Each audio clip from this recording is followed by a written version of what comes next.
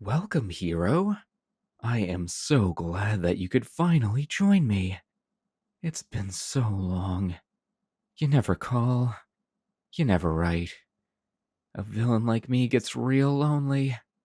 So lonely, in fact, that I have to take to kidnapping a couple of civilians just to keep me company.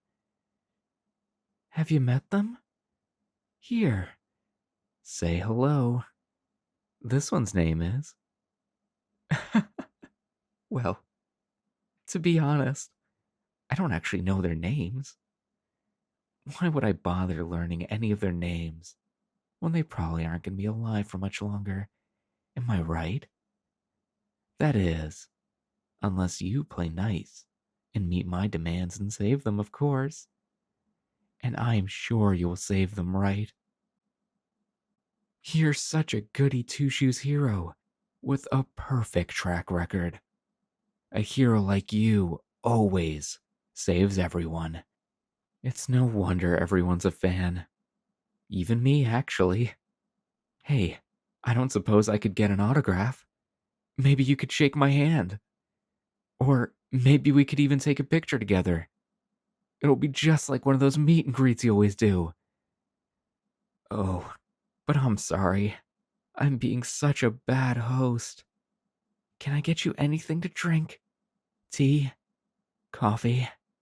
I know, you might be a bit suspicious of any drinks I offer, because I've poisoned the water supply like 5 times by now. But if there's anything I can get you, don't be afraid to ask. I'm sorry. I'm afraid to let the hostages go isn't a beverage I'm familiar with. Although, if you'd like, I could go and check if they have any at the store, but you don't look like you want to be letting me get away. I like that, actually. I like that a lot. You're really dedicated to your job. You're a real hero. No nonsense. All business. I knew I made the right choice in picking you as my arch-nemesis. I can call you that, can't I? Arch-nemesis? I like to think we're on those kinds of familiar terms. I mean, we're practically married. We've been doing this for ages. I kidnap some people, plant a few bombs somewhere. Maybe the Golden Gate Bridge, maybe the Suez Canal. Never the same place twice. I do like to change it up after all.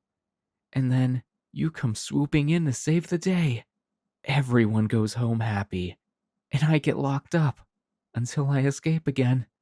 Rinse and repeat. Like I said, I made the right choice in picking you as my arch nemesis. You do think of me as your arch nemesis, right? I mean, who else could it be? You were the first hero who ever stopped me. You popped my supervillain cherry. You've gotta take responsibility, right? So I am your arch nemesis, right? I do hope you don't think of that stupid poser Skullface as your arch nemesis. They're not even a real villain. I mean, you have heard their backstory, right? I do evil because I just want to watch the world burn. Ugh, what a joke. What a cop out. That is such a lazy excuse for motivation. Doing evil just for the sake of it? Please, get yourself a real backstory, would ya? Besides, the whole some people just want to watch the world burn trope has been done to death already. A real arch nemesis, a real villain, should be a lot more like me. Interesting, multidimensional, just evil enough to be the villain, just sympathetic enough to be fascinating. You know, I have an untreatable disease that leaves me in constant pain. So I hurt others, so that I don't feel so alone, so that I don't feel like I'm the only one suffering, so I don't feel like fate singled me out and said, hey, you, screw you in particular. You don't get to be a normal person, or have a normal life, or even have a shot at happiness. Now that is a much better backstory than stupid skull faces. A real villain should always be a bit of a victim themselves, don't you think? And I'm a victim. A shame. I'm the one person you can't save. Not even the media cares about me all that much. I do all the greatest crimes, more than any other villain. I steal the greatest treasures. I do way more damage than any other villain. I even brought down the electrical grid one time. But the media only ever goes on about those other posers, like stupid Skullface. All because they always, always steal credit for my crimes. And the media gobbles it right up. I just can't take it anymore. There really is no place for me. No one cares for me. Except for you. You've always taken me seriously. Ever since I was a small fry. You've always treated me like a serious threat. You were even always telling the other heroes who laughed at me to take me more seriously. That I'm a true menace.